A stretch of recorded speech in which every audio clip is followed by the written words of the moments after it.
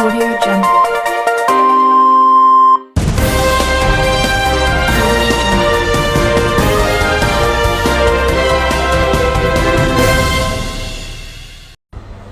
आज 5 मई 2020 का दिन है और तकरीबन शाम के 4 बजे हैं।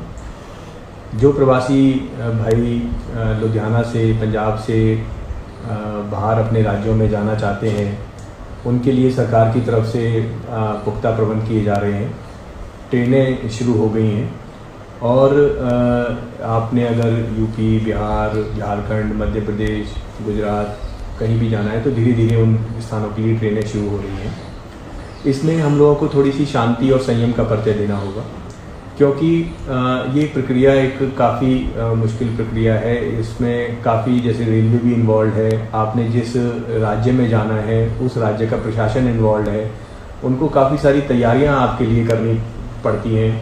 जहाँ पे आपने जाना है, सपोज़ आपने रायबरेली जाना है तो वहाँ पर रायबरेली प्रशासन को आपके लिए बसों का अरेंजमेंट करके रखना है। उनको हो सकता है कि आपको 14 दिन के लिए एकांतवास क्वारंटाइन में रखा जाए, तो उसके लिए उन्होंने स्कूल वगैरह, धर्मशालाएं, उनका प्रबंध करना है, हॉस्पिटल्स का प्रबंध करना है, खाने पीने का प्रबंध करना है। तो उसमें जब हम लोग यहाँ से भेजते हैं तो पहले जिस राज्य में आपने जाना होता है उनसे हम लोग NOC लेते हैं कि उनको कोई आपत्ति तो नहीं है, और उसके बाद फिर ट्रेन की व्यवस्था करके यहाँ से ट्रेन चलवाई जाती है।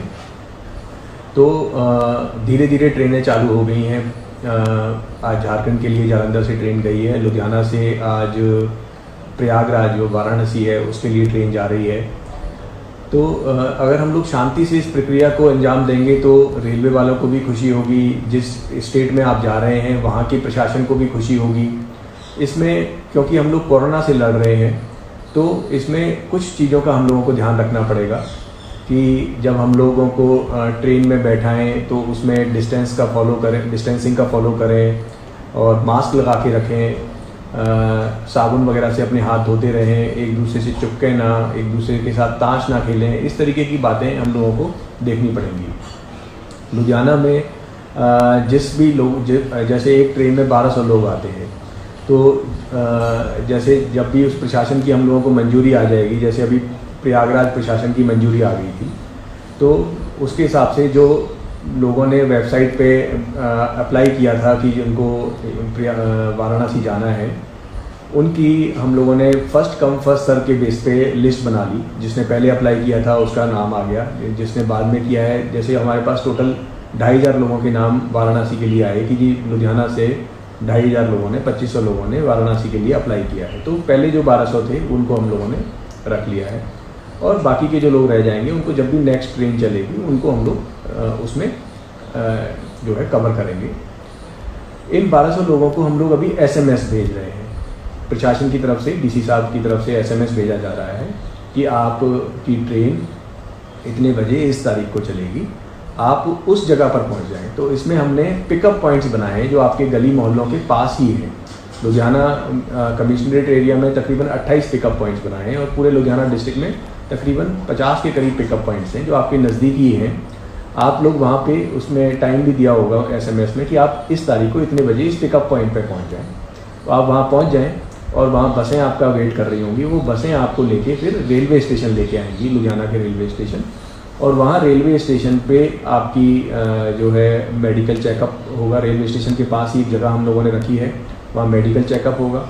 जो लोग फिट होंगे उनको हम लोग ट्रेन के माध्यम से, उनके ट्रेन में सभी की काउंटिंग होगी, और वहाँ काउंटिंग टिकट्स वगैरह चेक करके ट्रेन में बैठ जाएंगे और ट्रेन रवाना हो जाएगी। इसमें ट्रेन जो रेलवे डिपार्टमेंट की तरफ से हम लोगों को रिक्वेस्ट आई है कि जब भी जो प्रवासी भाई लोग आएँ तो वहाँ पे एक तो स्टेशन को साफ़ रखें, सोशल डिस्टेंसिंग मेंटेन करके रखें कि 2-2 मीटर पर आपने खड़ा होना है, और मास्क लगा के रखें, और वहाँ पे थूकें वगैरह ना, मतलब गंदा ना करें स्टेशन को, और तोड़ फोड़ ना करें, जिससे कि अगर हम लोग किसी की मदद ले रहे हैं और इस मुश्किल के टाइम में कोई हमारी मदद करने को आगे आया है तो हम लोग उसकी सहूलत का ध्यान रखें। दोबारा बताना चाहता हूँ कि जब जिन लोगों ने ऑनलाइन फॉर्म भरे हैं अपने घर जाने के लिए, उनको जब भी ट्रेन से की मंजूरी मिल जाएगी उनको डिस्ट्रिक्ट की तरफ से SMS आएगा, फ़ोन आएगा, वो अपने पिकअप पॉइंट्स पर पहुंच जाएं, सीधा रेलवे स्टेशन पर ना आएं।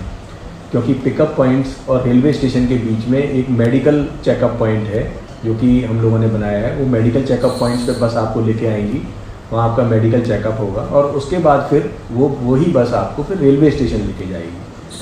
तो अगर आप सीधा रेलवे स्टेशन पहुँच जाएंगे तो आपके पास मेडिकल चेकअप का सर्टिफिकेट नहीं होगा, रेलवे वालों ने आपको बिठाना नहीं है।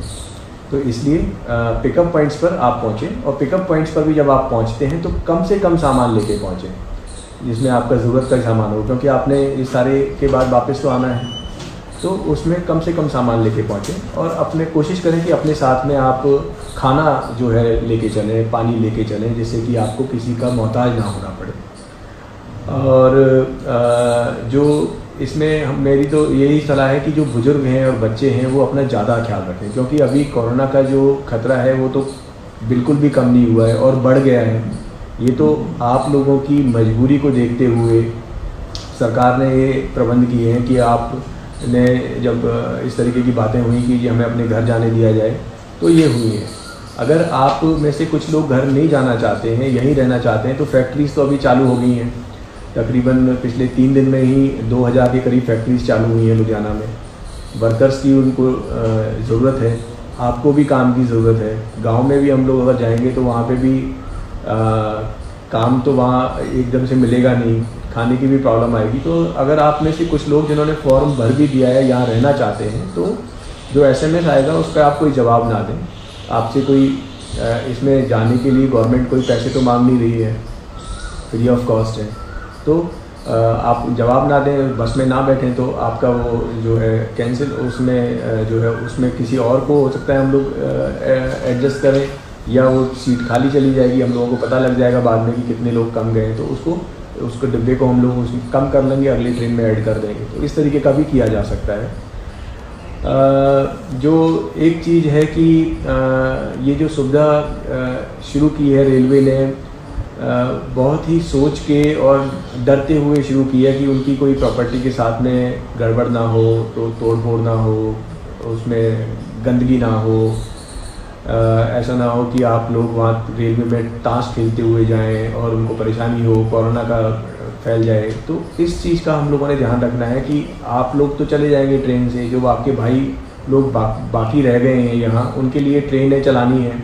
तो उनके लिए आप जो प्रशासन है लुधियाना का भी, रेलवे का भी और आपके ज़िले का भी, उन पे आपका इम्प्रेशन अच्छा हो कि जो ये लोग ट्रांसफ़र होके जा रहे हैं बहुत ही साफ़ सफाई से जा रहे हैं, रूल्स को फॉलो करते हुए जा रहे हैं, कोई शोर शराबा नहीं कर रहे, जिससे कि उनका मनोबल, उत्साह बढ़े और उनको बाकी जो पैसेंजर्स को भी शिफ्ट करने में मदद मिले। उनको ये ना लगे कि ये हमारे प्रवासी भाई तो शरारत करते हैं, परेशान करते हैं, इस तरीके की शिकायत ना आए। तो आप लोग संयम रखें, शांति रखें। आपने फॉर्म भर दिया है, आपके लिए ट्रेन की व्यवस्था की जा रही है, और जो आप जिस राज्य में आपने जाना है उनमें उन डिस्ट्रिक्ट प्रशासन के साथ में सरकार, पंजाब सरकार के ऑफिसर्स कांटेक्ट करके उनसे NOC ले रहे हैं, ताकि आपको यहाँ से जल्दी जो आपने चाहा है जाने का, उसका प्रबंध किया जा सके। जो लोग नहीं भी जाना चाहते हैं, जिन्होंने फॉर्म भर दिया है, वो ना भी जाएं, उसमें कोई किसी तरीके की रेस्ट्रिक्शन नहीं है, आपकी अपनी चॉइस है। लेकिन सबसे इम्पॉर्टेंट चीज़ है कि शांति और संयम हम लोग रखें, जिससे कि प्रशासन की मदद हो सके और आपको हम लोग अच्छी तरीके से आपके घरों तक पहुंचा सकें। जय हिंद।